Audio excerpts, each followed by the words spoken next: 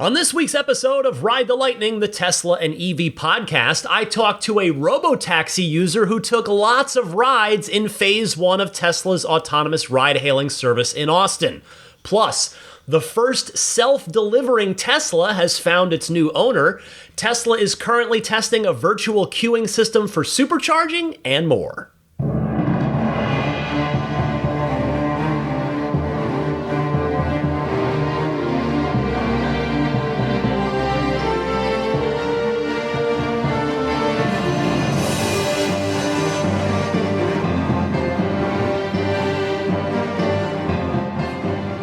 What's happening, friends? I'm Ryan McCaffrey, joining you as I do every week for Ride the Lightning. It is your Tesla and EV podcast. This one's episode 517, publishing on June 29th, 2025. To my left, Daisy the Boxer looking longingly out the window, and somewhere else in the house, two Labradors probably are going to get crazy at some point. We've got Mine of the Future Service Dog and Lily, the silly Labrador. It's 3 against 1 this week. My wife and daughter are out of town seeing some relatives, and it's just me and the dog, so please send help. Now, I'm hanging in there so far. My family will be back tomorrow, thankfully, but we'll see how much ruckus they cause while I try to record this week's episode. There is quite the ruckus happening down in Austin, not just with the Robotaxi service in its early access phase, giving rides to people, but also late this week, Tesla completed its first fully autonomous vehicle delivery, and they did it just a tad ahead of schedule. Tesla CEO Elon Musk posted on X, quote, "The first fully autonomous delivery of a Tesla Model Y from factory to a customer home across town, including highways, was just completed a day ahead of schedule. Congratulations to the Tesla AI teams, both software and AI chip design."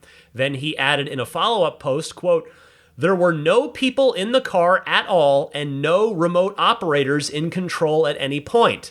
Fully," in all caps, "autonomous. To the best of our knowledge, this is the first fully autonomous drive with no people in the car or remotely operating the car on a public highway," end quote. And then we had a follow-up to that post by Tesla's AI chief, Ashok Ellaswamy, who noted, quote, "Yup, max speed was 72 miles per hour," end quote, since obviously the Tesla AI team was monitoring this car closely for every single second of its trip from the factory to the customer.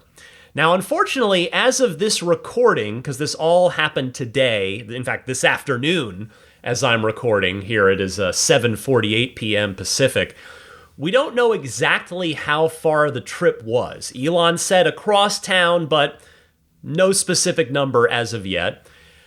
We do, however, know who got the car. It's a gentleman in Austin by the name of Jose. That's all that's on his X profile. And he says that he's just a random customer and not affiliated with Tesla in any way, and that Tesla called him on Tuesday of this week, again, he took delivery on Friday, to ask him if he'd like to be the first person. I have sent him a message on X asking if he'd like to be interviewed for next week's podcast, because I certainly have questions. And graciously, he has said yes. So hopefully that will happen, and you will hear it on next week's podcast.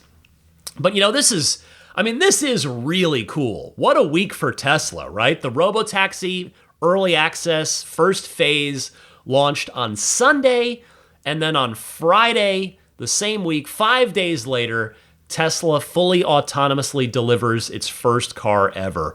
What a week. Super cool. And with regards to Jose's Model Y that drove itself to his house, I'm extra excited about it because it exceeded my personal expectations of what this would be. I thought it would be a very short trip, like right around the corner from the factory. But no, it was clearly more involved with that. And specifically, I wanted to call out the highway piece of it, as Elon noted as well. Because as far as I know, please correct me if I'm wrong here, but the current Robotaxi, I'm almost certain, does not go on the freeway/highway. And as you'll hear me bring up again in a little while on this episode, Waymo does not go on the highway/freeway either. At least here in San Francisco, Waymo does operate in multiple cities. By the way, highway and freeway, is there a difference there, or is it just purely two different words that mean the same thing? I never got the answer to that. I don't know. Anyway, I'm not sure if the Waymos are allowed to be on the freeway here, or if Waymo just doesn't allow the cars to do so on its side. But Tesla did it in Austin, and it would have been really cool if you'd been on the freeway in Austin and just looked over and seen this completely empty Model Y doing 72 miles an hour down the freeway. And I'll ask him about this when I talk to him. It must have been pretty surreal for Jose to see his car, which, by the way, if you're curious, it is a Quicksilver Model Y, to just see his car turn the corner and come towards him with no one in it. That is pretty sweet. He has truly, at least for this moment in time, had a delivery experience that is fully unique. No one else has ever, in the history of cars, not just Tesla, the history of the automobile, no one's had a delivery experience of a vehicle like that. So now I'll have to say, I'm curious to see how this will scale from here. Will every customer in Austin soon have the option to take an autonomous self-delivery? Will it expand to Fremont, here in my neck of the woods?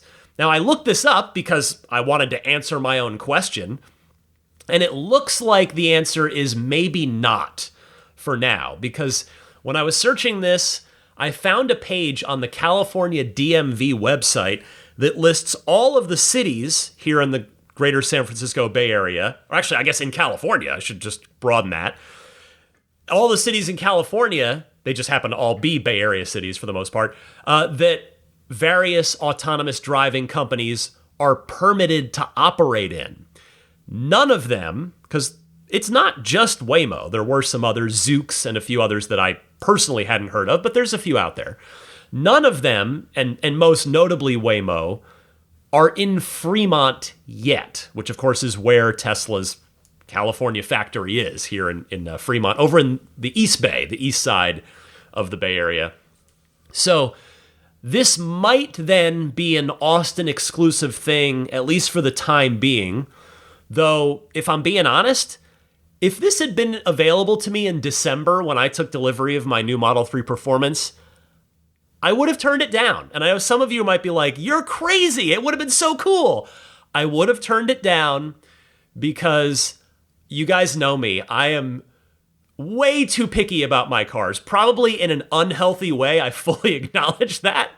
But I really wanted to look over the car in great detail before leaving the delivery center. Now, as it so happened on my delivery day, Mother Nature didn't cooperate. It was an absolute downpour with massively gusting winds. So it was not the best day to take delivery of a new car.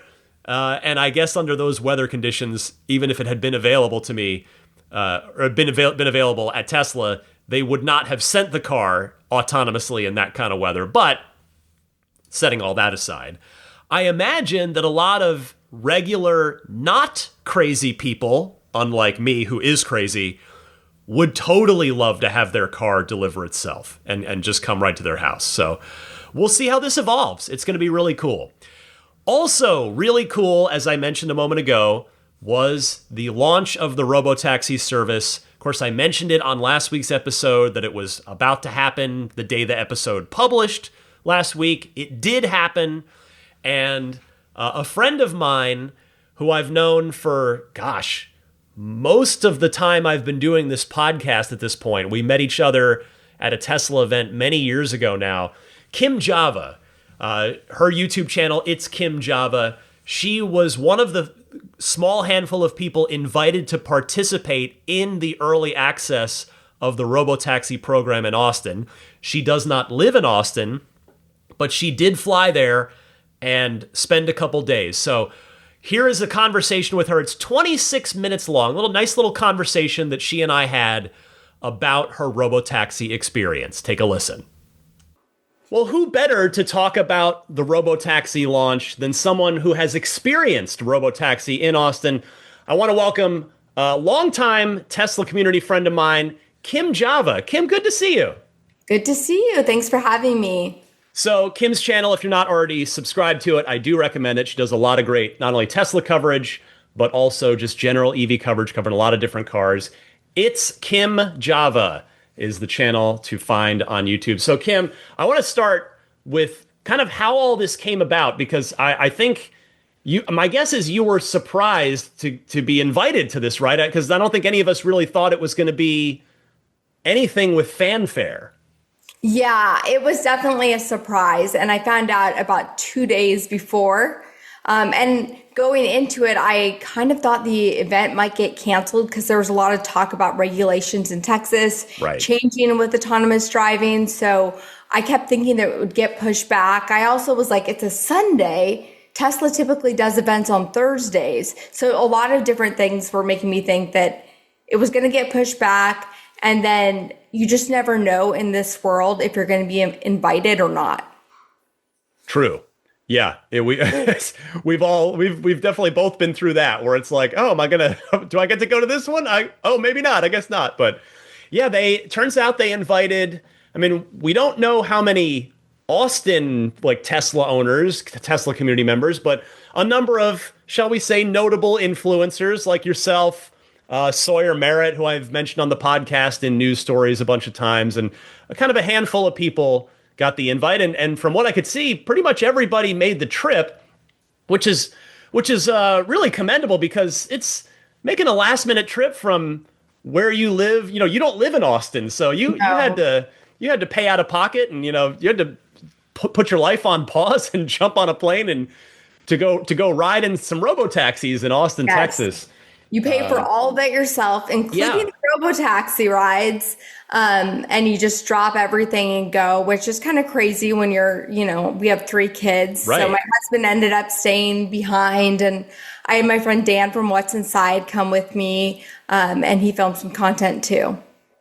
So, walk me through what happens when you get to Austin, because again, there's not, all you got was an email. I saw the screenshot of the email that the people that got invited to be part of what they dubbed, the early access to the Robotaxi service.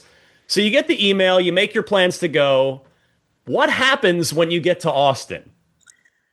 Well, I ended up meeting up with a group of us at a restaurant. And then while we're there, I realized that there was a separate group going on X of everyone that had been invited that Tesla had kind of put together.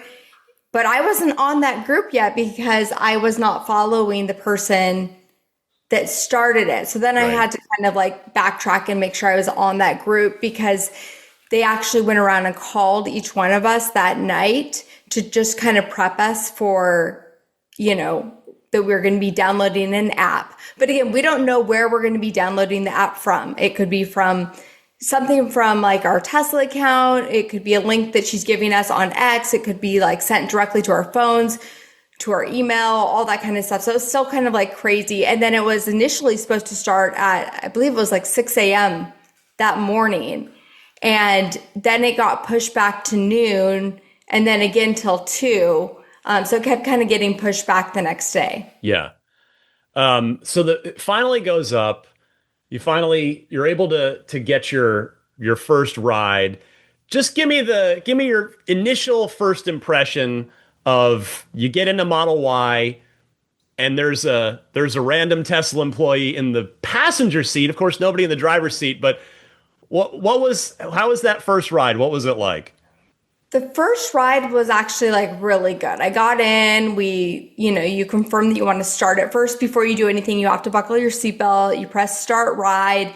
I knew ahead of time that there was going to be a safety supervisor working there. And then we had also been prepped that they weren't allowed to talk to us, and we could not ask them questions. Although I still tried, but they were very they wouldn't They'd say been coached. anything. Yeah. They'd been coached. Yeah. So we went in and we took the ride. And because I feel like I've done other autonomous driving, I've done Waymo, and I have full self-driving at home, I actually felt like pretty confident, maybe overly confident going into it that everything would be fine. And honestly, every ride that we took, for the most part, was completely smooth, except for the one that we ended up recording and doing a race of Waymo versus Robotaxi.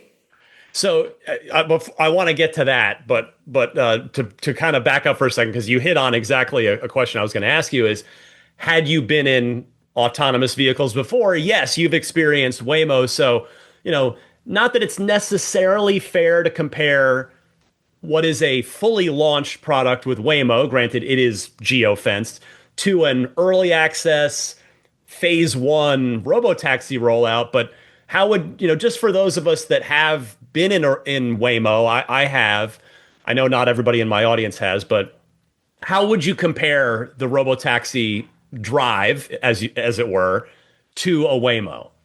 So, really good question. So in the morning while we were waiting around, I actually was like, we should get in the Waymo so that I can refresh myself on that process, because I knew that people would want to know how they compare. And for one, Waymo is now part of the Uber app. So when you go to order an Uber in Austin, a Waymo can come up as an option to take you to where you want to go. If you're not comfortable, you do have the option to reject it and get something else. But I will say that Waymo was out in force. Obviously, they knew Robotaxi was launching and they really wanted to be competitive. So every single time you would order an Uber, a Waymo came up. Every single time you tried, a Waymo came up. So with Waymo, again, it's part of the app. You go inside of it. Very similar, buckle your seatbelt, start your ride. And the only thing I noticed with Waymo, one of the rides we took, it actually dropped us off 10 minutes away, a 10-minute walk from where we were supposed to go at one point. And there was no warning for that. So you just got out and you're like, wait, there is it couldn't figure out where to drop us off. And then another time with Robotaxi, I put in a location and it said there would be a 2 to 3 minute walk, and it kind of told me ahead of time. So I did appreciate that with Robotaxi when you're comparing them. But for the most part, they're very similar. Obviously, Waymo has nobody in the ride. It's completely autonomous. It has the LiDAR and the radar with it as well. So there's differences in terms of, the vehicle. It's a Jaguar I-Pace. Yeah. But, overall, smooth rides with both of them. No big complaints. But, when you go back to comparing them and is it fair to compare them, the other thing to think about with Robotaxi is, yes, this is a new service, but full self-driving has collected a lot of miles. True. So far. So it's not that it's completely brand new, but it is new. Yeah, it's funny. You're reminding me, the last time I took a Waymo, which was while I was in downtown LA for a work thing a couple weeks ago, I had that same thing happen. It would not come to my hotel. I had to walk 7 minutes away to go meet it for some reason. So yeah, it's that's definitely a downside compared to a human ride service driver that can make sure to just come straight to you. But I guess those are kinks that everybody's still working out on the autonomous space. But I agree. So to take me back now to this, because this is a great idea. I will say, while you're there, obviously, it's a bunch of content creators, so there's a lot of content idea generation, and doing a race between a Robotaxi and a Waymo is a pretty great idea. So how did that go? What was I guess it wasn't long, right? Because the Robotaxi area is relatively small so far, but how did that go? Yeah, it is a relatively small area that's geo-fenced for Robotaxi. So we had to kind of find a good distance ride. So we found a ride we had done earlier that was about 12 minutes. We had done it, back and forth, smooth rides when we had done it before. And what was interesting, though, was that Waymo, we were in a parking lot. Waymo went in and it pulled itself around so it was facing out when it went to go pick up Dan. And Dan was the one doing the Waymo ride. But for Robotaxi, it pulled in and picked me up. So he had a little bit of an unfair advantage starting out because I actually had to turn around before I could exit that parking lot. So that was like, 20 seconds or so right there. And then what was also interesting was that the Waymo took a slightly different route than the Robotaxi. They had no traffic on it, where I was stuck in traffic the whole time. And the Waymo was able, to go a lot faster. I think it got up to like 50 miles an hour, where I was like maybe at 29 at the highest. But then, it was also that evening time. And during the video, I'm talking about the sun glare because it was really strong. It's all over my face and it was hard to see in front of me. Just that time of day, right? Where it's just, It's like you're kind of blinded. You're adjusting your visor. It's hard to see. But that's something that we know that full self-driving struggles with, for people that have it right now, that occasionally it will do a phantom braking. But initially it was doing okay. And I'm like, okay, this is good. It's like maybe they've figured out those kinks. They say they wouldn't tell us exactly what full self-driving we were on, but we know that these robotaxis have more than what we have on our vehicles at home. So we're driving along, this sun glare is happening, and of course it did phantom brake, which was sort of shocking to me because, again, I wasn't expecting it. Sure. Also, it's a little awkward because there's the Tesla employee sitting in the passenger seat. Yeah. And you're recording a video and you're kind of like talking about this. And then, of course, after all these different things, the Waymo did beat me by about 2 minutes. Okay. Well, it's not, I mean, especially taking different routes and having, as you said, a little bit of a head start. That's pretty comparable. I mean, it's only one test. You'd obviously want to, once the service is really rolled out, I'm sure some content creator is going to do like a whole battery of, measuring it over 10, 12 races or something like that. For sure. That's pretty cool that you did that. I mean, and by the way, I saw your clip of, I saw a good bit of your content that you posted from your trip. I just want to say, as somebody that just is a journalist by day and by according to my college degree, I'm a journalist. I appreciated that you posted the clip of the phantom braking because, I think there's a tendency in the general content creation space, not just in Tesla, but in anything, video games, sports, just kind of whatever, where people will just only post the good things. And it's just they're afraid, whether they're afraid to lose their access or whatever it is, they're afraid to post flaws. And I just appreciated that you posted that because I think it's just super important to show good things and constructive criticism and things that aren't perfect, because otherwise, how else is Tesla or whatever the company is supposed to get better if everybody's just telling them how perfect they are all the time, right? Yes, I agree. And that was actually one of the things they talked about when they called the night before, was that they really did want feedback. Yeah. So they wanted to hear like what they could improve on. So, obviously this is one thing. There were several things, like it was weird that the driver's seat, obviously no one's sitting in the driver's seat, but it was like pulled back. Like it should have been up all the way. Like there was a 6'4" person in the driver's seat. Exactly. There's a couple little weird things. There's also some stuff I wish they would have been a little more transparent about. The safety monitor person always had his hand on the door. Yeah. And ready to tuck and roll. No, I'm yeah, joking. well, you kind of wonder if the button, the button that opens up the door, if maybe they had programmed that to be like some kind of stop or something. Yeah, like a kill switch. Yeah. Yeah. Like but there was no, we don't know. We're just left sort of wondering because every single person had their hand firmly on that door. Right.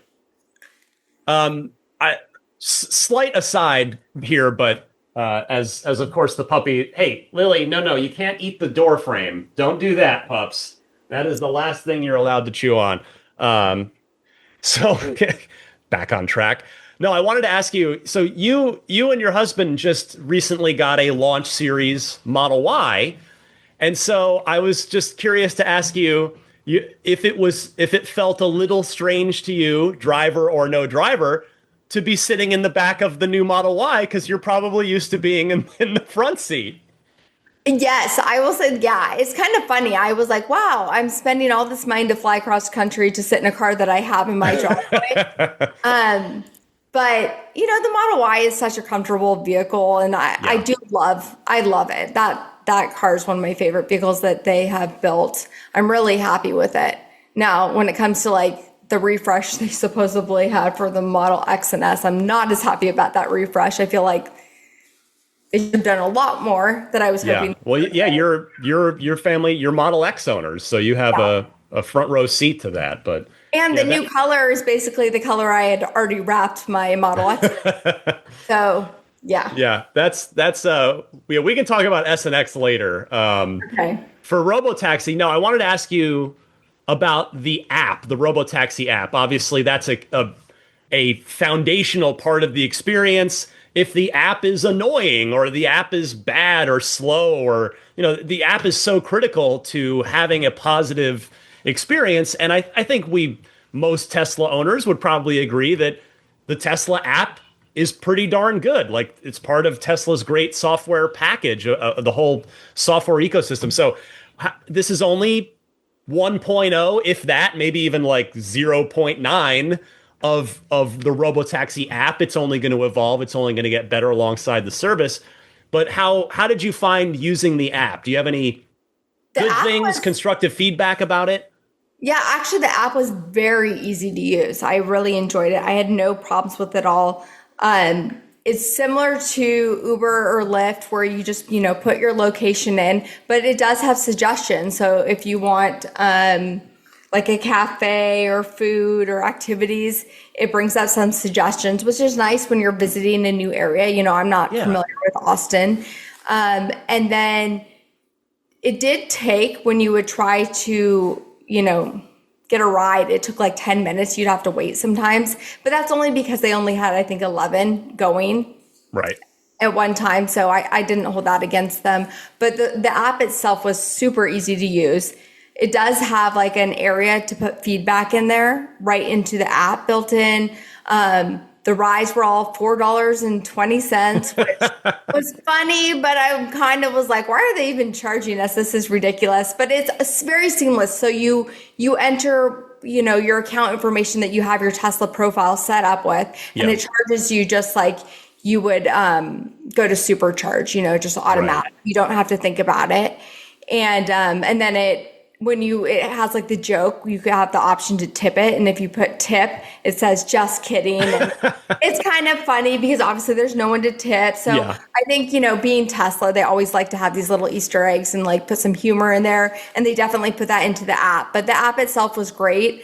I had no problems with it at all. I also liked that it would sync the vehicle with your preferences as well. So in the back seat, you can watch movies or podcasts or whatever, and it's all of your stuff is right there automatically when you get into the car, even your temperature settings. That's really cool. Everything. That's a great touch. So yeah, because we've all got our music preferences and like I said, our temperature. So that's pretty awesome. Like, that's a really smart thing to integrate into the user experience. That's only going to make people happier to use it.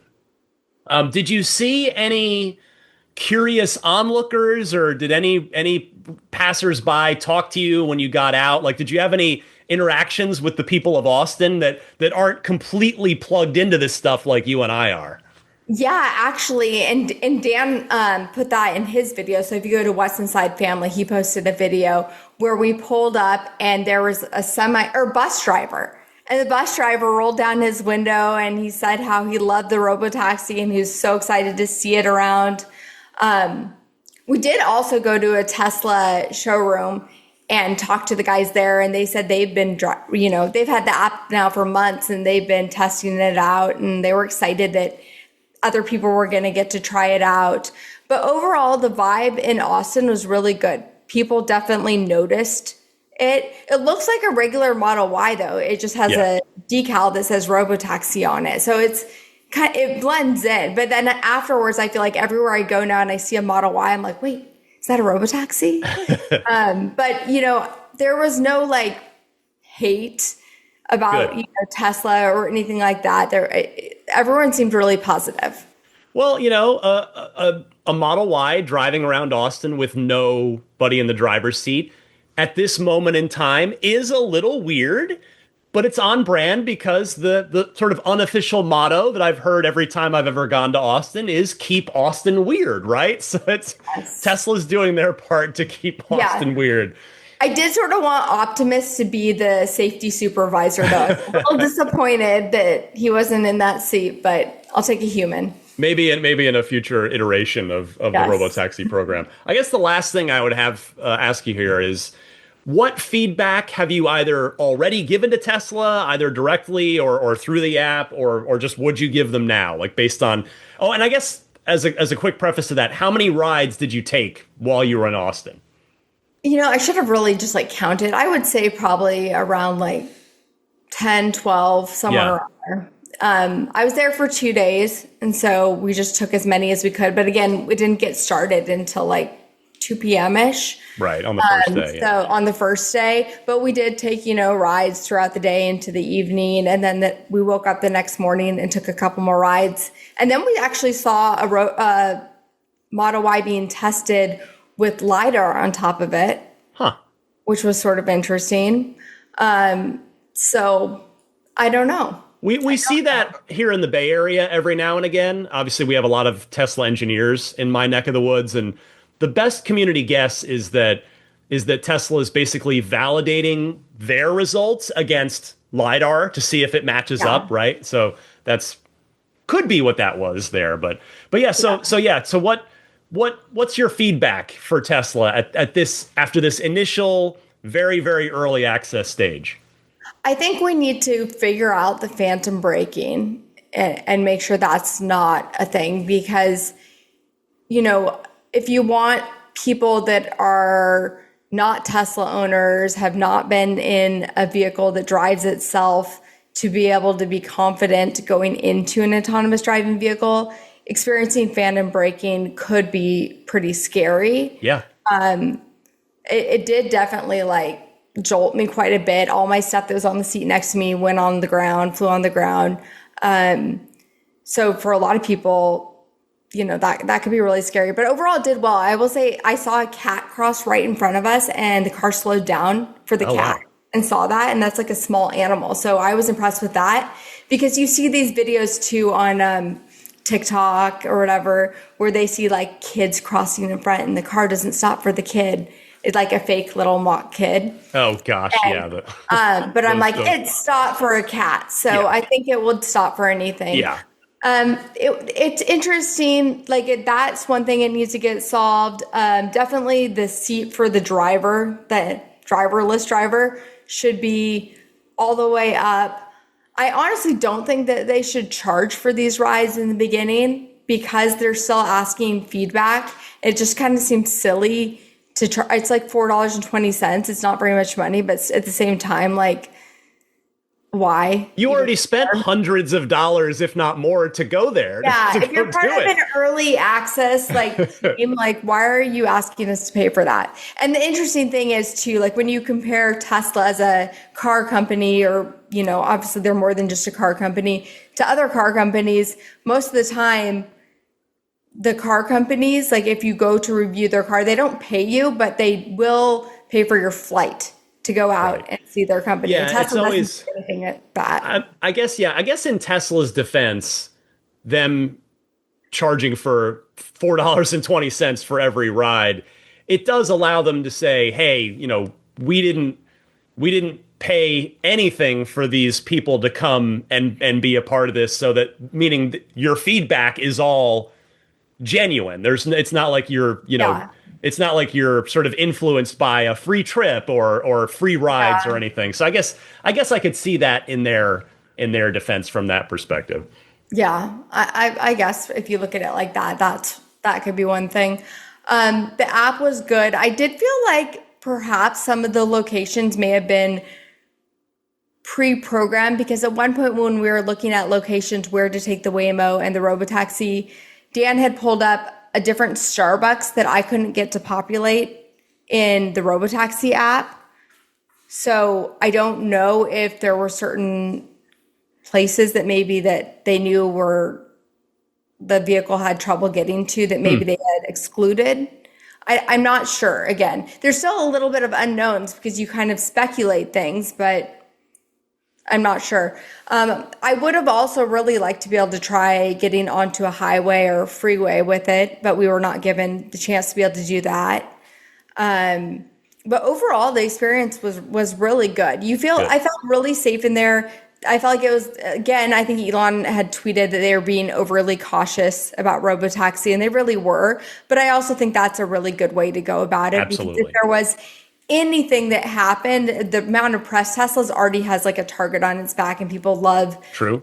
Say bad things about that company. So if anything happened, it would have slowed down progress. So it's always better to be overly cautious and go about it that way. Yeah, and I guess the freeway thing, like even here where Waymo has been up and running for quite a long time, they don't go on the freeway yet. I don't know if they're actually not allowed or if they have just chosen not to, but I guess, you've got much higher speeds involved, so if something goes wrong, it's a potential force multiplier of what could go wrong. So yeah, I guess Tesla will get there eventually in terms of the freeway thing, just like eventually Waymo will get there too. But yeah, Kim, always a pleasure. Thank you so much for taking the time to chat with me, tell my audience about your Robotaxi experience. Give your channel a plug so that everybody can go sub to it. Go check us out, Kim Java on YouTube. It's Kim Java everywhere else. But yeah, go check it out. I post all EVs. I explore them all. I do home batteries, green energy, all that kind of stuff. So thank you guys. Thank you very much to Kim for taking the time to do that. Now, obviously the ultimate final phase of all of this is full self-driving, unsupervised, in our own cars.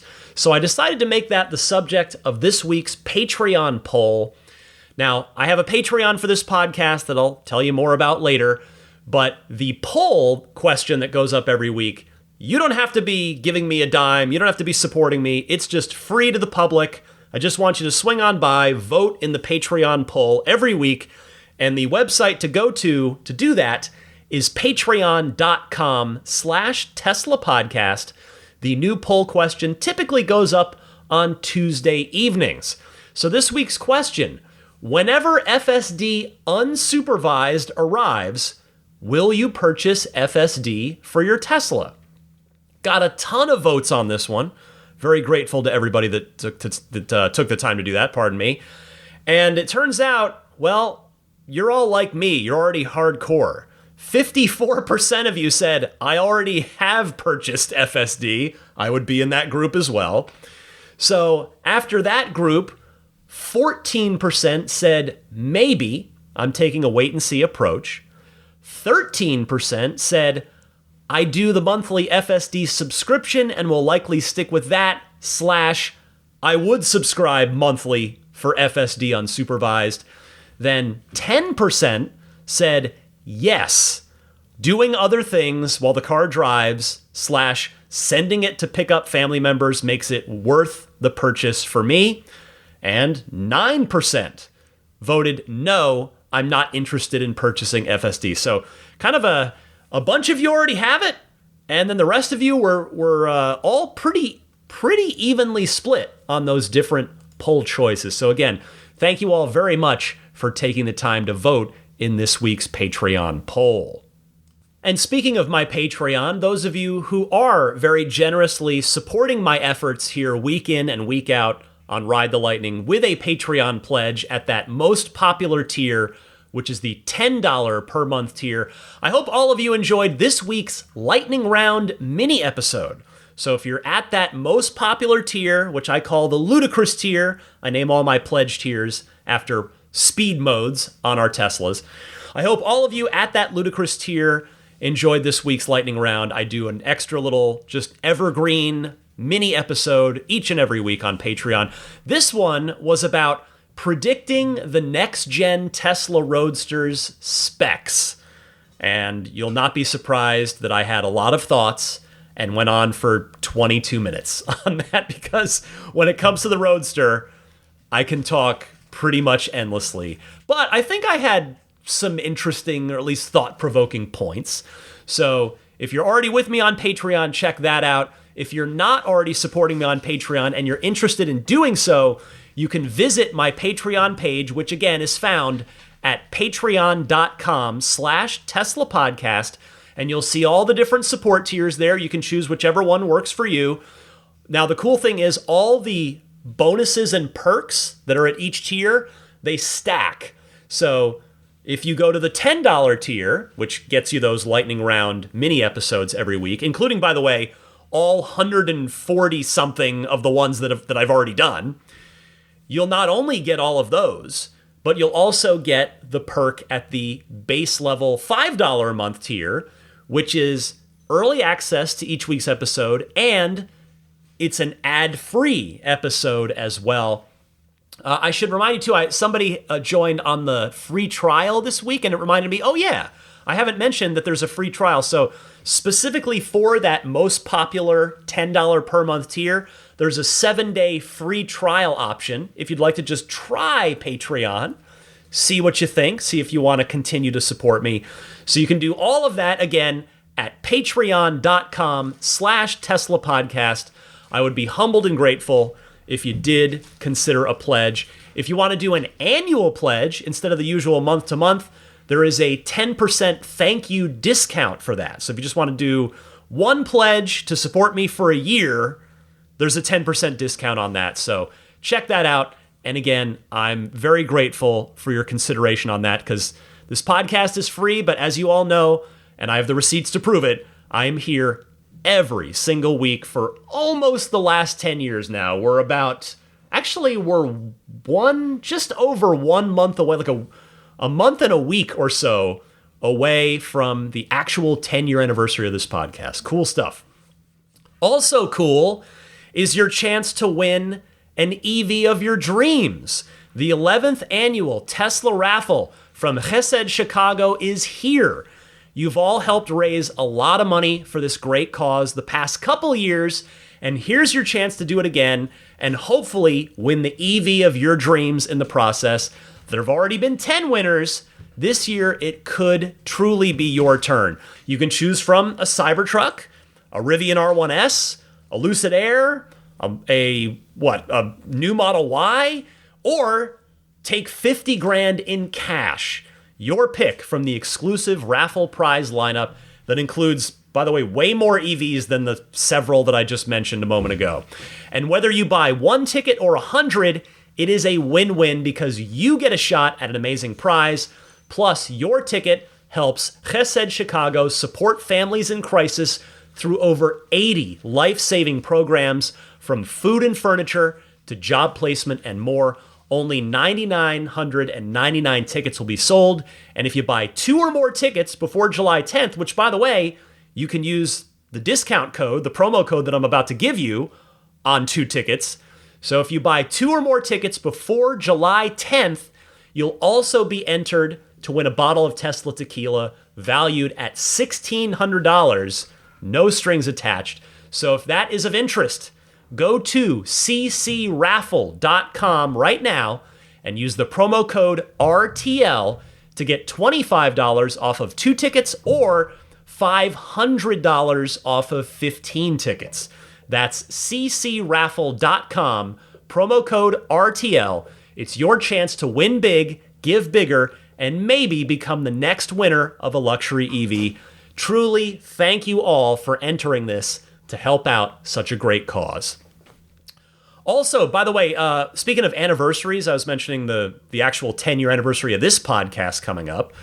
Well, it is the 10-year anniversary right now of my friends at Accelerate Auto and their X-Care extended EV warranty. So, they are celebrating 10 years of protecting EV drivers across the country. To mark the occasion, they're giving you 10% off their industry-leading EV warranty, X-Care EV protection. Just use the code XUSA10 at checkout. If you drive a Tesla, Rivian, or any electric vehicle, you know that repairs can be expensive if you're out of warranty. X-Care has your back, covering major components with their extended warranty, like the battery and drive unit, plus offering roadside assistance, rental coverage, and a hassle-free claims process. And I can vouch for that, speaking from experience, because I have a 3-year, 40,000-mile extended warranty policy on our 2018 Model 3. And like I said, I've seen what these guys do. They're EV pros, and they make sure that you're covered when it matters most. So if you've been thinking about protecting your EV past its manufacturer's warranty, now is the time. Visit xcare.com and use promo code XUSA10 for 10% off. But don't wait, this offer is only good for a limited time. Again, that's xcare.com, code USA, let me try that again, code XUSA10. Drive smart, drive protected. In other fun Tesla news this week, Tesla's currently testing a virtual queuing system for supercharging. This comes courtesy of the official Tesla charging account on X, who responded to Drive Tesla Canada, who had said, we could really use a virtual queuing system, and they shared a video, I guess an incident that happened recently, some drivers at a busy station who were in a shouting match with each other over who got there first.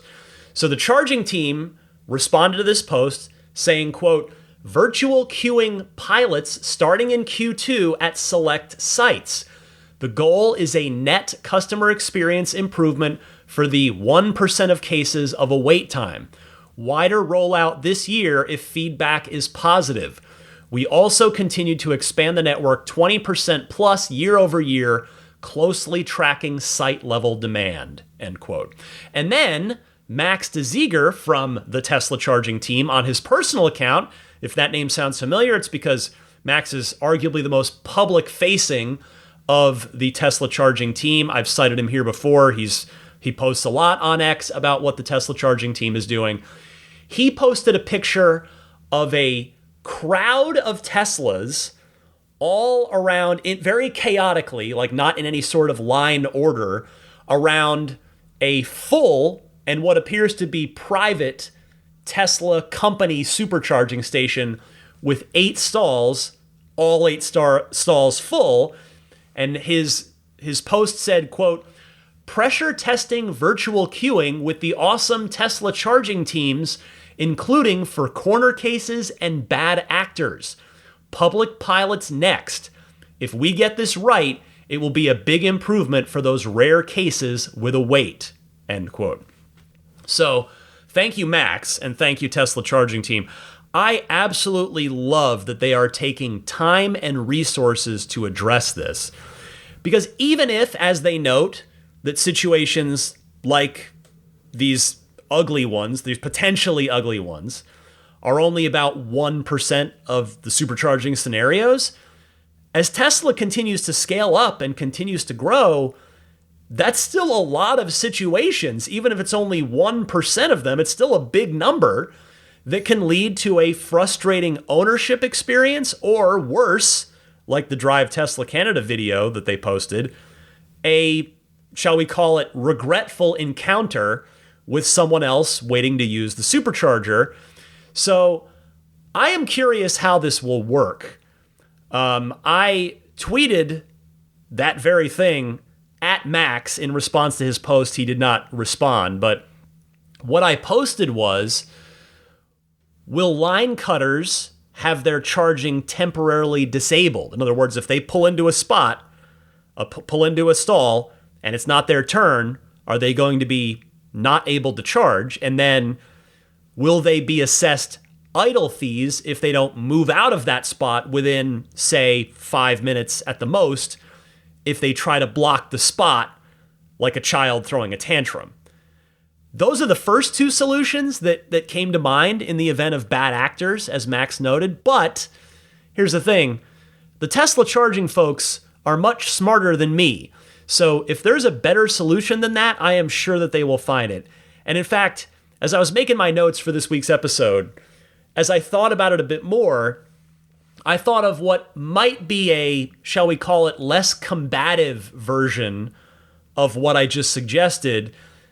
Might be that instead of outright disabling a line cutter's charging, which for all I know, and I generally don't know, but I'm just wondering, like, if Tesla did that to someone, could that lead to a lawsuit for like a safe? I don't know. I'm just like, who knows? But so maybe instead of outright disabling someone's ability to supercharge if they've cut the line, perhaps instead Tesla subjects them and makes it very clear with a big can't miss message on the screen that they are going to be subjected to stratospherically high per kilowatt hour rates for that supercharging session, so that letting them know, hey, it's not your turn. If you don't unplug and move out of the line and get back in the line proper, that you'll be charged, here's the number that came to my head, let's call it $5 per kilowatt hour,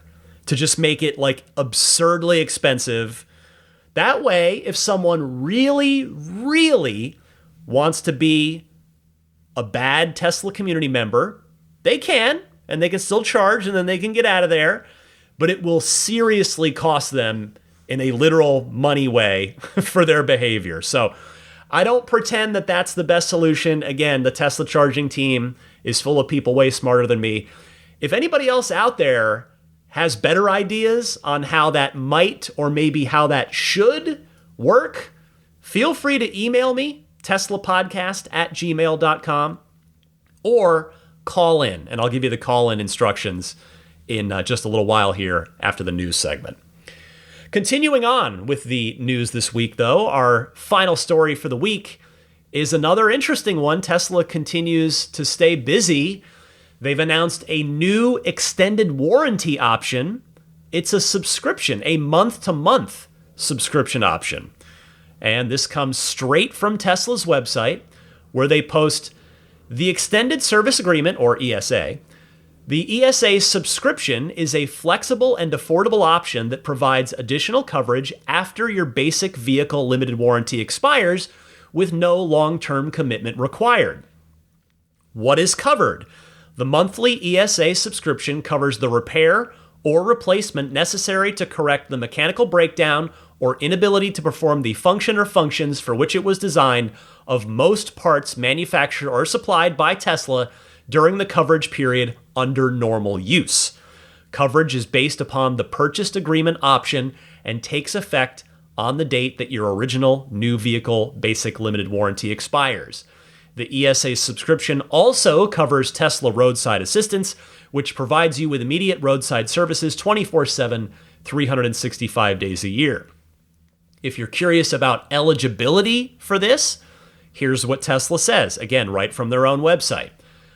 As your Tesla vehicle is nearing the expiration of your basic vehicle limited warranty, Tesla will notify you of your eligibility for the ESA subscription in the Tesla app.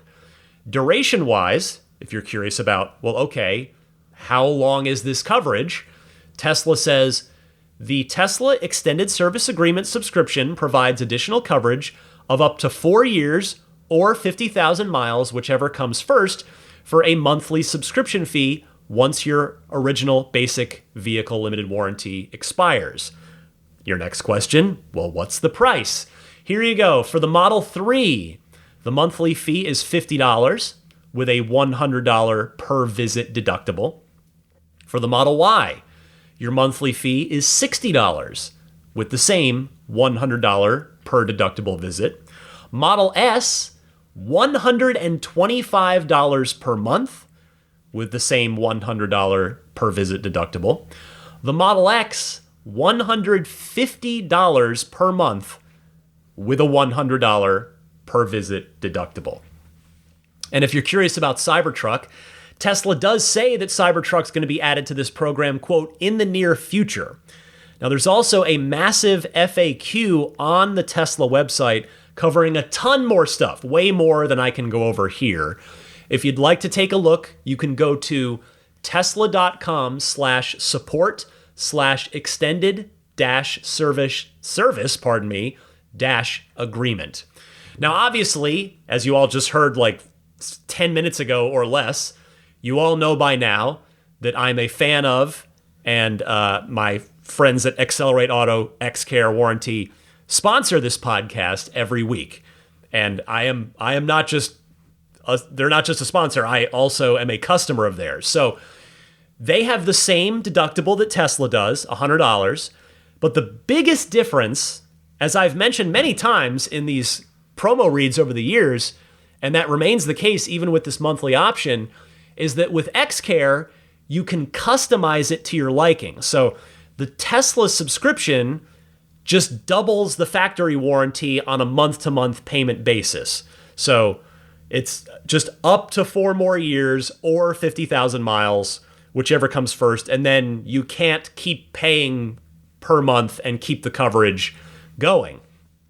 XCare lets you configure whatever you want, whether you just know you want to do less than 4 years, or if you know you want to do way more than 4 years. In other words, up to 10, if you're curious, as you've probably heard me say a bunch of times before.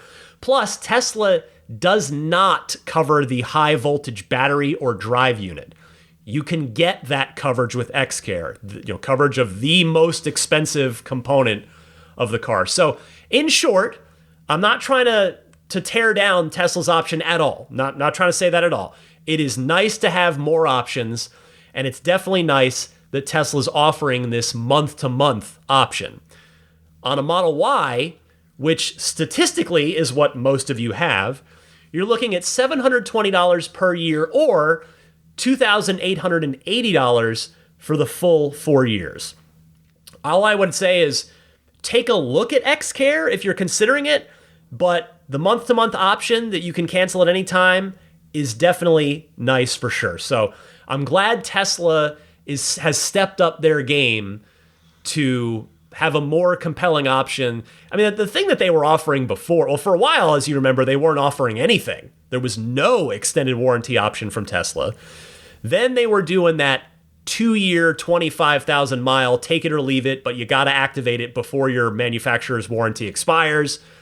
And now they've got this, which you still have to opt into before your manufacturer's warranty expires. That's another plus for XCare, is if you're already out of warranty, you can still get an XCare policy. So just, take a look at both of them, and hopefully one of them will work well for you. Now, I will say, what's definitely nice that XCare does not offer, that Tesla has also just introduced this week, is windshield coverage. This is another new subscription service option from Tesla. They write, designed for convenience and peace of mind, the Tesla Windshield Protection Plan is a monthly subscription that covers repairs and replacements of the front windshield for your Tesla vehicle. This subscription includes up to 1 free windshield replacement every 12 months and unlimited chip or minor crack repairs with no long-term commitment required.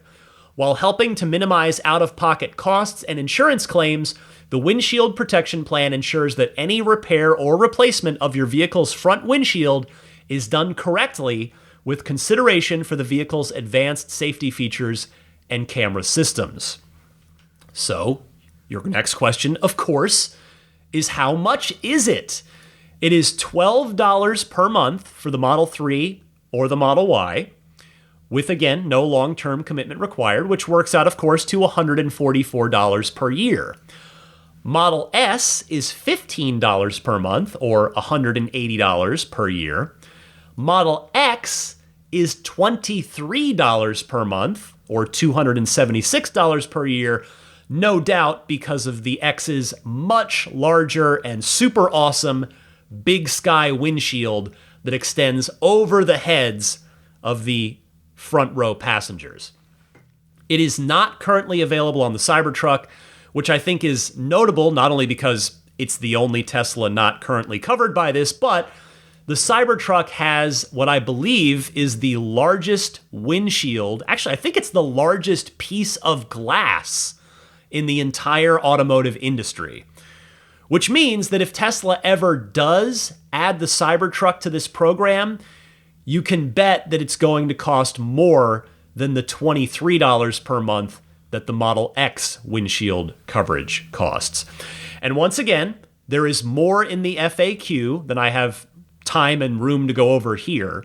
So check out tesla.com/support/windshield-protection if you'd like to learn more. And my take on this, I'll be honest, this feels like a pretty decent deal. Now, if you have windshield replacement coverage already included in your car insurance, then you probably won't be needing this. But if a windshield replacement is subject to a deductible on your insurance of, say, $500, which I think that's a relatively common deductible number, then this might be worth it. I mean, you can do the math pretty easily on a Model 3, even though math, as a journalism major, math definitely not my strong suit. But on a 3 or a Y, it would take about 3.5 years to spend $500 in your subscription. Now, do you typically need a windshield replacement more often than every 3.5 years? Well, I know it's not a predictable interval thing. That's not how life works. You might have windshield replacements in consecutive years and then go 8 years without needing another one. Who knows? But I think I appreciate that this option exists from Tesla, and I think it's something to consider depending on your existing insurance situation. Alrighty, that is everything happening in this week's Tesla news. Stick with me. I've got a few of your Ride the Lightning hotline phone calls teed up and ready to go right after this. Hi, this is Franz von Holzhausen, and you're listening to Ride the Lightning with Ryan McCaffrey, the Tesla unofficial podcast. Well, you all have been hearing from me all podcast so far. Now the table's turning. It's my turn to hear from you in the Ride the Lightning hotline, where you can call in and potentially be featured on an upcoming episode of this podcast. If you've got a Tesla or EV-related question, comment, or discussion topic, you can call in one of two easy ways. Either use your smartphone's built-in voice recording software, record your question. Please try to keep it to 90 seconds or less so that I can get to as many callers each week as possible, and then email that file to me at teslapodcast@gmail.com. Or you can take that same 90-second or less question and just call in and leave a message anytime, day or night, on the Ride the Lightning hotline itself. It's a toll-free number, and that number is 1-888-989-8752. That number again, 1-888-989-TSLA. And by the way, if you know someone special out there with an upcoming birthday, anniversary, graduation, or some other special occasion, you can give them a unique gift of recorded voices from friends and family telling them why they're special. The recordings can be podcasted like I do with them, or put onto a keepsake. Visit lifeonrecord.com to learn more. First up this week is Rick. Hi, Ryan. My name is Rick. Love the show. Just wondering if other of your listeners have this issue that I have. My wife and I own both a Model 2020 Model S and a 25 Model Y, both with full self-driving, and the cars couldn't be more different, even though the software is reasonably close to each other.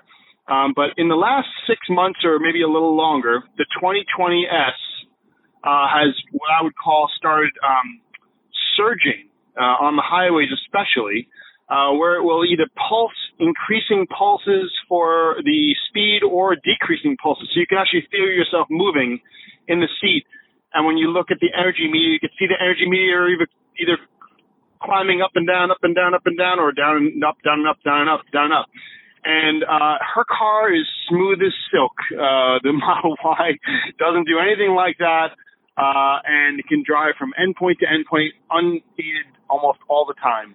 And the S is nowhere near that. And I'm just curious if other listeners are having this same experience, having experienced the different cars. And I do realize the cars are different ages, but honestly, I didn't think they would be that different in performance. And I feel like the performance has degraded on FSD on the 2020 in the last 6 months to a year. So anyway, maybe other people have some commentary on that or thoughts on it. Appreciate the information if there is any, and love the show. Thanks a lot. Have a great day. Hi, Rick. It's definitely not you. The difference comes from the fact that the 2020 Model S is on hardware 3 and the 2025 Model Y is on hardware 4, or as Tesla calls it, AI 4. I have seen the pulsing that you're talking about in my 2018 Model 3, and your opinion that FSD has kind of taken a little bit of a mini step back over the last 6 to 12 months or so on the hardware 3 car is also one that I have seen echoed in the community from other folks with Hardware 3 cars. I do also need to recognize, though, that it's not a universal thing. I have had some listeners very kindly reach out to me when I was complaining about the intra-lane drifting problem that I've continued to have in our 2018 car. And not everyone is seeing that on their car. And there have been folks that have let me know, hey, well, FSD is performing wonderfully in mine. But I've also seen enough chatter about that issue, other issues in the community, that I can assure you that you are far from alone. Clearly, and I get it, all of the Tesla AI team's efforts have been put into the Robotaxi launch, into the self-delivering car launch that I talked about at the top of the podcast as well. I completely get it. And those teams deserve all of the kudos and congratulations. This is huge, huge stuff. But that being said, there's a whole fleet of customers out here. I hope that they are able to carve out a little bit of bandwidth pretty soon to smooth things out on the Hardware 3 cars that have been running version 12.6 for many, many months now. Next up this week is Sean from California. Hey, Ryan. Sean from California. I've been looking at buying a Model 3 Performance to commute with. I have about a 120-mile commute round trip each day. And I have an older Model X, but I'm wanting to trade that in and get something different. But with all the unsupervised stuff happening, is there a chance because the Model 3 does not have the front-facing camera that they're going to be left out of unsupervised FSD? And then another question, the Model X that I have was in service, and they gave me a all-wheel drive Cybertruck for 4 days, and the FSD was horrible on it. I don't know if that's across the board for the Cybertruck, because that might be an option, because it does have the front-facing camera, and I live in a really rural area. So it was either the truck or the Model 3. I'm kind of tired of the Model X. But the FSD on the Cybertruck, it would cross the center line, and it would change lanes with no blinker for no reason. Just, I could be on a stretch of highway with nobody on there with me, and it would change lanes back and forth with no blinker. But the real scary thing was it was crossing the line on curves going into oncoming traffic. It scared the crap out of me. You have a good one. Hey, Sean, great to hear from you. I have not heard anything that drastic about FSD on the Cybertruck, but it is definitely known to Cybertruck owners that their branch of FSD is not quite as up to date or as good as what the current SX3 and Y are rocking. The Cybertruck is seemingly always going to be on its own branch of FSD on account of its unique driving characteristics, meaning the steer-by-wire system and the four-wheel steering. I cannot say that with 100% certainty since I'm not an AI software engineer, but that seems to be the case. As for whether or not the new Model 3 will get left out of full self-driving unsupervised due to its current lack of a front bumper camera, well, it would seem like it would open up Tesla to a wrath of criticism and possibly even a class action lawsuit if that's how it went down. But at the same time, I also can't sit here and tell you definitively that that's how it's going to go, that they are, that Model 3 will get FSD unsupervised. Now, obviously, as a new Model 3 owner myself, I very much want to be included in full self-driving unsupervised since I paid the full freight for it. But my hope is that in a worst-case scenario, Tesla offers retrofits for the front bumper camera to new Model 3 owners who've purchased FSD. Now, for what it's worth, I don't know if you've test-driven the new Model 3 Performance yet, but speaking for myself, about 6 months in now, I am absolutely head over heels in love with my car. This new one, it's incredible. It is just an awesome car. My only caution to you, because you mentioned a 120-mile commute, my only caution to you about the Performance model would be tire costs. The 20-inch tires that are on the Model 3 Performance do not last as long as 18 or 19-inch tires. And because on the performance version they're staggered, it means you cannot rotate them, which further shortens their shelf life. I don't know yet how long the Pirellis, the P0s, custom P0s that come on the Model 3 Performance last, because I just don't have enough miles on my car to find out yet. But I can speak very confidently about everything I just told you. So I don't want to dissuade you from buying the performance model necessarily, because it is insanely fun, but I just wanted to caution you on that, because that could be a significant cost factor compared to potentially just buying a long-range all-wheel drive Model 3 and then hoping that Tesla offers acceleration boost on it at some point for maybe a little extra performance kick. But just be aware of all that. And Sean, thank you so much for calling in. I've just got time for one more caller this week. It's going to be Charlie from Columbia, South Carolina, with a feature request for Tesla. Hey Ryan, this is Charlie from Columbia, South Carolina. Thought of a feature request that might be helpful moving forward with some software updates. Hopefully Tesla can implement this. I'm kind of surprised they haven't already, but the other day I was thinking, when you get out of your car at home or at a supercharger, it would be kind of cool and nice if the charge port door automatically opened for you. So when you're at home, it would be a nice reminder and a kind of a wink to go ahead and plug your car in. But at a supercharger, obviously you're going to plug it in the first place. So it's just one less thing that you have to do. So like when you open the driver's side door, that charge port door opens, and it just makes it easier to plug in. Again, appreciate the podcast, and y'all have a great day. Bye. Charlie, I think this is a great idea, and I suppose it would be easy enough to make it a toggle option in the menu if there are folks out there that didn't want the charge port door to automatically open in either or both of the scenarios that you laid out.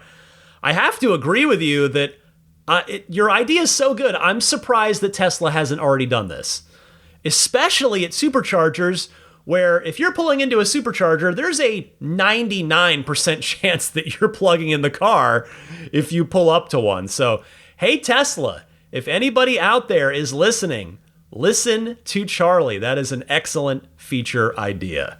Thank you, Charlie. Thank you to everybody that kindly took the time to call in this week. I promise I will get to more of your Ride the Lightning hotline calls on next week's podcast.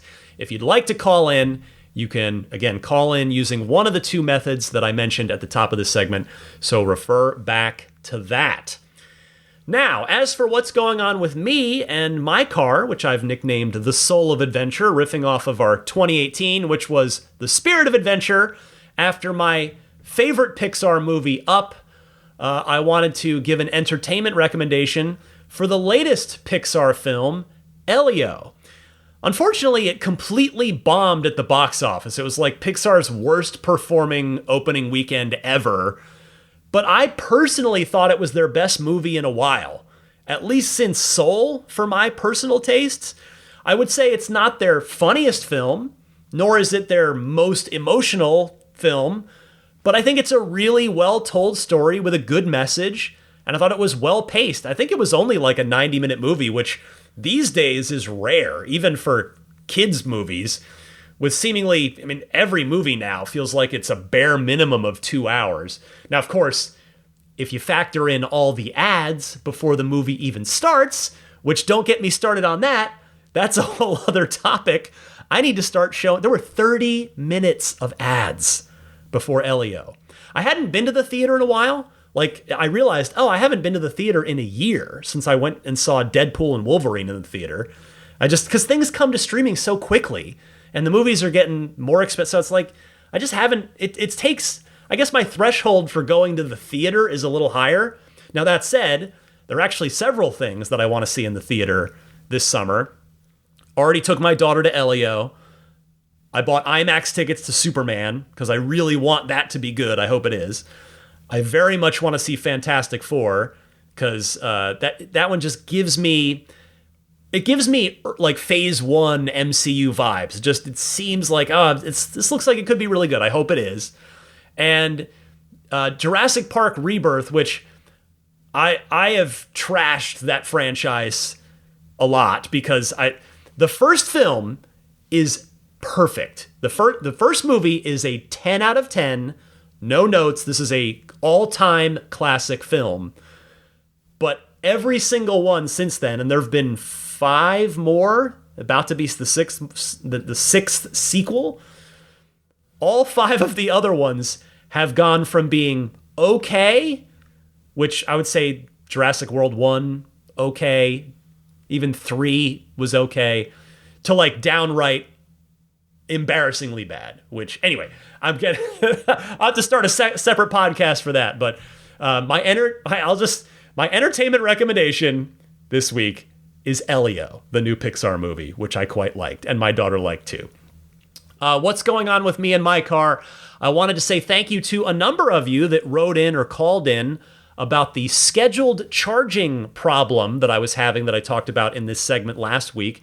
And a special thanks to Todd in Prince Edward Island, Canada, for suggesting that I delete the schedule that's in there and just try it again.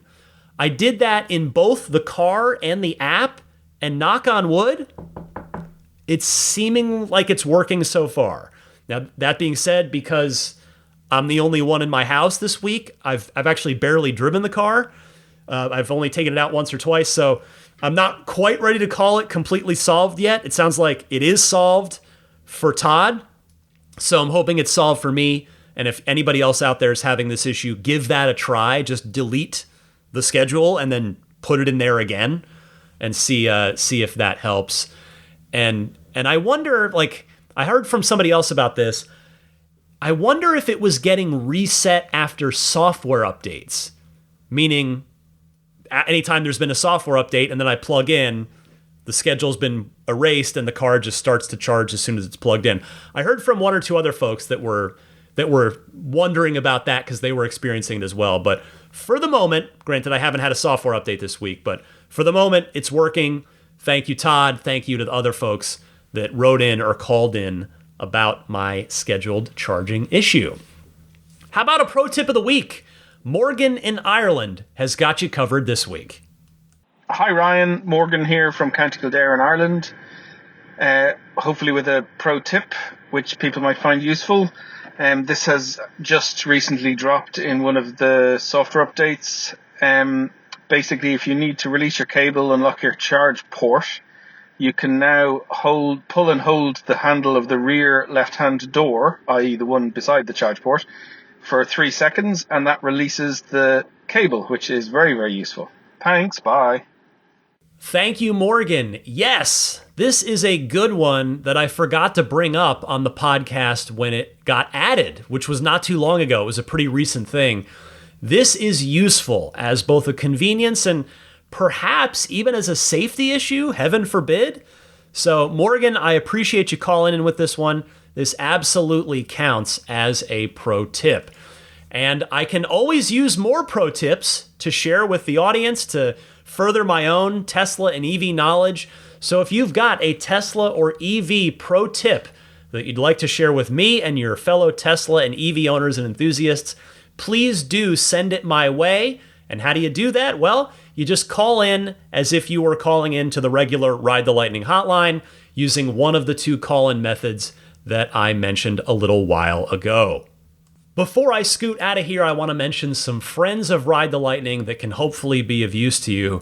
One of them, actually, I'm going to start this week with Immaculate Reflections because Jeff McGovern is the name of the owner and detailer there, and he's got a helper with him, but it is mostly Jeff doing his thing. I mean, he's the guy, and those of you that have been listening for a while know that I've known Jeff for many years now. Our relationship goes back to before I took delivery of my car. He had found the podcast. We talked on the phone, and I ended up bringing, of course, the Spirit of Adventure, our 2018 car, to him, and he just made it look incredible, and it has stayed incredible, and it's largely thanks to him. And he is, right now, out of the goodness of his heart, the car is with him. The Spirit of Adventure is at his shop. I'm picking it up tomorrow. And he is doing me such a nice thing, just out of the goodness of his heart. I've said this before, and I really mean it. I mean, he and I mean, like, he's not just somebody that I take my car to as a, fellow car guy that I do business with.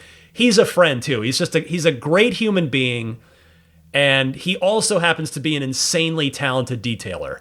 That anybody of those of you that have met me, that have seen my car, or either one of the cars, you know how good Jeff is. And I just want to thank Jeff for being so kind to me over the years and doing what he's doing for the Spirit of Adventure right now. And he wanted to extend his kindness to all of you. I mean, there's been a Ride the Lightning listener discount going for a while, which is a nice thing that he's done. Well, he's upped it on a temporary basis here. He's calling this his summer special. So if you are in or gonna be in the greater San Francisco Bay Area with your Tesla or another car that you care about, I really cannot emphasize enough that if you take that car to Immaculate Reflections, you got to make an appointment, of course. You got to book your appointment. But if you take that car to Jeff at Immaculate Reflections, that car you're gonna be grinning ear to ear when you pick that car up. It will look better than it ever has, and you're gonna be thrilled. And you're gonna be extra thrilled because you're gonna save money. He is the summer special. Let me give you the details here. $200 off of any paint correction service. So get that finish, get all the little swirls and mini flaws out of there that every car has, by the way, either from the factory or just a cruise over time. $200 off any paint correction service, $500 off of any ceramic coating package, and 15% off of any paint protection film package. And now, I realize that last one, you might be like, 15% off of a PPF package? That doesn't sound like that much. But on a front end, which is, if you're going to do any PPF, you want to do the front end, like the front of the car up to the side view mirrors. So the hood, the fenders, the front fascia. And 15% off of that is a solid couple $100 off.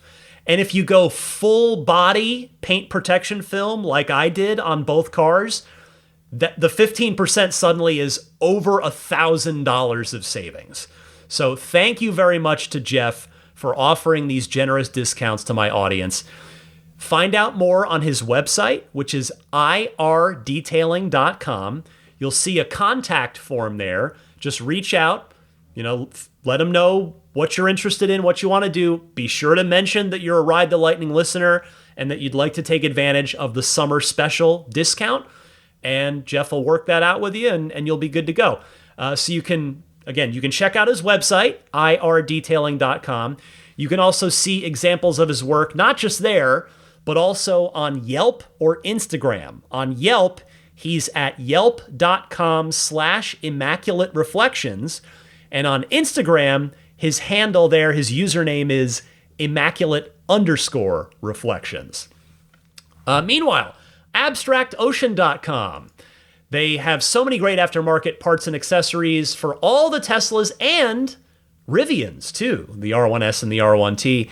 And this week I thought I would click on there, and the first thing I saw was a big banner that said, all sale and clearance parts. So I'm just gonna buzz through these real quick if any of these sound interesting. This is the kind of stuff that they've got for you at abstractocean.com, and I've got a discount code for you coming up here in a second. But the TESLA wordmark emblem in satin black, it's on sale for $23. Door noise reduction seals for between the doors, $22. The ultra premium tempered glass screen protectors for the new Model 3 and Model Y, on sale for $50. That's a big one. That's a popular one. And then the one for Cybertruck is $65. Obviously a much bigger display there. A full color animated dash LED light for the classic Model 3 and Model Y. You can install that in there. That's $100. We've got a neat little picture of what it looks like. Puddle lights with the TESLA word mark, $45. That's cheaper than what Tesla charges. I'm not going to, I could keep going. Wow, this actually keeps going for quite a while. I better stop here because there's a lot of stuff on sale and clearance. Anyway, check them out, abstractocean.com. Throw everything you like into your online shopping cart, and when you get to checkout, use the coupon code RTL Podcast to get 15% off of your first order. That coupon code again, RTL Podcast, all one word, no spaces. How about the Snap Plate and the newer, stronger Snap Plate Plus, available for S, X, 3, and now redesigned for Model Y to account for that front bumper camera so that the mounting bracket doesn't block the camera. So that's been taken into account by the folks at Snap Plate. So this is the front license plate bracket that'll snap on and off in seconds, but when it's on there securely, and it's a really nice, clean, minimal design that blends beautifully with the Tesla front end when it's installed, and it leaves nothing behind when it's removed. So make those fix-it tickets go away by using a Snap Plate or the stronger Snap Plate Plus. You can get yours at everyamp.com/RTL, or click the link in the episode description, and make sure to use the coupon code RTL for a discount there. What else? That's about, I guess I'll mention my Patreon real quick. I did so a little earlier in the podcast, but just one more time here. This podcast has always been free, is free, will always be free, but I'm here each and every week, and as I hope comes through every week, I put a lot of heart and soul and research and time and energy and care and enthusiasm into this podcast, and I'm happy to do it. I mean, there's nothing forcing me to do this, but I love doing it, and I love this little community that we've all built together. That said, if you're able to help support the podcast through Patreon for as little as $5 a month, I'd be so grateful if you'd consider that. You can find out all the details and you can make a pledge at patreon.com/Tesla Podcast. That's Patreon, or just click the link in the episode description. You'll see all the support tiers, the 7-day free trial on the $10 tier. You'll see the 10% off on the annual pledge on any of the tiers. You'll see all the perks and bonuses. So please take a look if you get a chance. Patreon.com/Tesla Podcast. Don't forget, we have our little sort of Discord-like chat going on Patreon as well. When you click into the community section, and we've got open Tesla discussion where a bunch of us are always in there posting various Tesla and EV things, and it's a really healthy and polite and respectful and fun and enthusiastic group chat in there. So that's another little kind of bonus part of the Patreon experience as well. If you are not already following this podcast on your favorite podcast service, I recommend doing so. That way, every time there's a new episode, which is every Sunday at 9 a.m. Eastern, 6 a.m. Pacific, you get a push notification on that device reminding you, hey, just tap this and you can go listen to the new Ride the Lightning. So follow the podcast on any of the big services, which are most of you get it on Apple Podcasts, but I'm also on TuneIn, I'm on Spotify, and I'm on YouTube podcasts as well. It's free to follow. There's no money thing there. It's totally free. I don't even like that they call it follow, quite honestly. I like subscribe better, but I can see why they went away from subscribe, because that probably does sound more like a money thing. But anyway, follow the podcast totally for free on your favorite podcast service, which is super easy to do. Just search Ride the Lightning Tesla, and you should see me pop right up there. And that, I think, last thing, my social medias. You can follow me on X and or on Instagram. I have the same username on both, and that username is DMC_Ryan. And again, you can email me anytime about Tesla and EV related things. The email address is teslapodcast@gmail.com. Finally this week, I want to shout out and thank the top-tier Patreon backers. These folks, among other stacking perks, get their names shouted out at the end of each week's show. I'll start with the Maximum Plaid tier.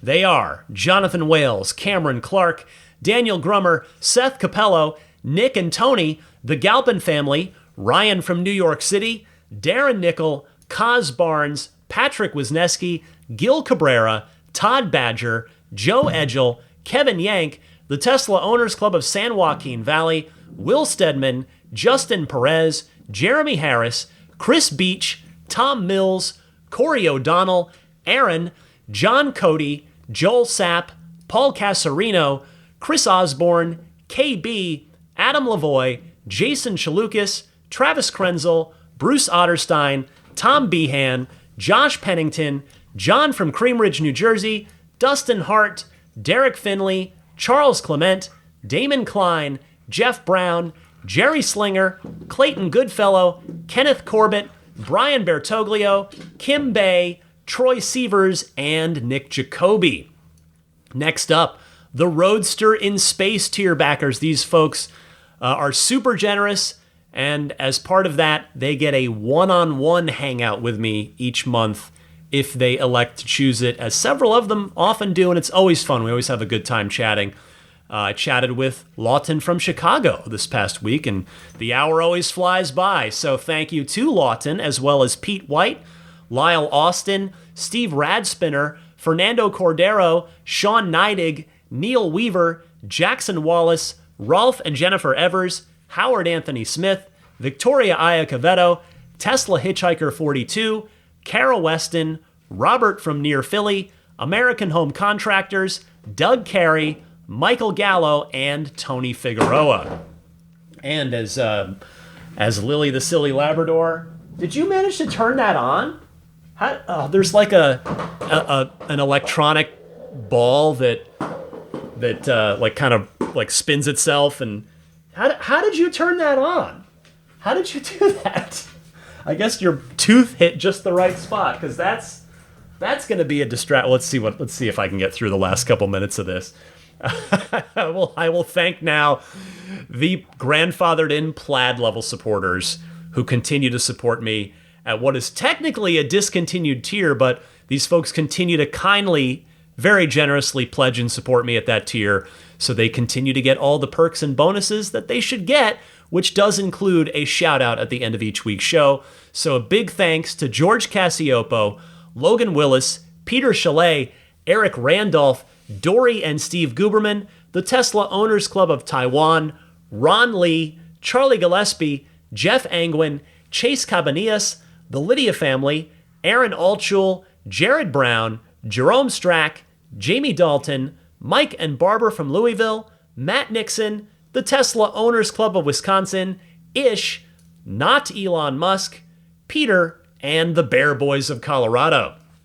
That'll do it. And mercifully, the puppy is calm and not chasing a psychotic, self-aware ball around right now and making a bunch of noise. So I should wrap this thing up before that changes. I want to thank all of you so much for your time and attention. I say this every so often, and I mean it every time. Your time is the most valuable thing you have. We all only get 24 hours in a day, and I'm super grateful that you choose to spend, in this case, about an hour and a half of your week with me talking about all things Tesla and EV here on Ride the Lightning, that you're sharing this enthusiasm with me that I have for what Tesla's doing and its cars and the EV movement.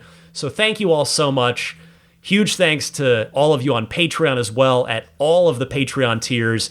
You really do make a difference, a positive difference in my family's life, and I thank you for that. And that, my friends, will wrap it up for episode 517 of Ride the Lightning. Until next week, happy electric motoring, my friends. I'll see you soon.